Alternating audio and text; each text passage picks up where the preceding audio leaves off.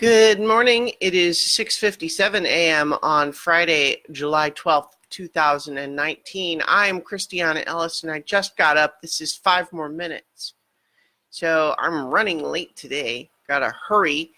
I mean, I'm doing this, of course, and I feel like, yeah, this will be a quick one. All business. It'll be just the same 5 minutes as all the others. But I stayed up last night a little bit later than I had originally meant to, watching, or rather rewatching, the It, Chapter 1, the recent version. And I did this because Chapter 2 is coming out. And I had watched the trailer and vaguely remembered that, like, even though I have seen the movie and I've read the book and I've seen the previous TV version, I really couldn't remember who the different characters were. And so I decided to rewatch it and was just kind of in the mood anyway. And so I did enjoy it. Like, I actually did one of these videos about that when I watched it the first time. So if anyone's curious about my expanded thoughts, you could probably look that up. But generally speaking, my take on the movie is that it makes some decisions that I really don't care for, but on the whole, it also does some things really well, and I think it's pretty good in the sum total. And certainly looking forward to part 2. But when I was talking about rewatching that with a couple of folks, they were just saying, oh, it's like, oh, for them, no, can't do horror movies, don't like it.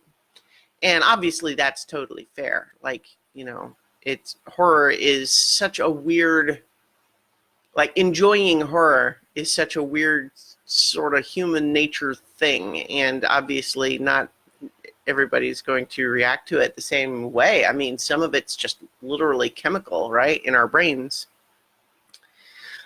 You know, I'm not going to be the first person to talk about why people enjoy horror, but it's, you know, I mean, I think that there's at least an element of it that it's a little bit like practice, right, in our brains, where we sort of test being exposed to scary things when we know we are actually safe.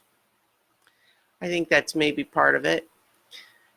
But in any event, you know, I, for a long time, didn't think of myself as someone who enjoys horror, like, in the broad category. But I don't know. The weird thing that I still have not figured out about myself, though, is that by and large, horror movies don't actually make me feel scared that much, like, outside of the movie itself, right? You know, it's like I can enjoy sort of the thrill while watching, but there's nothing about it that lingers for me. It's very uncommon for me to feel really any sort of a fear response after the movie's over. But every so often, a movie will do that, or a movie will make me so uncomfortable during the movie that I'm no longer having fun, and I still have not figured out any commonality with them.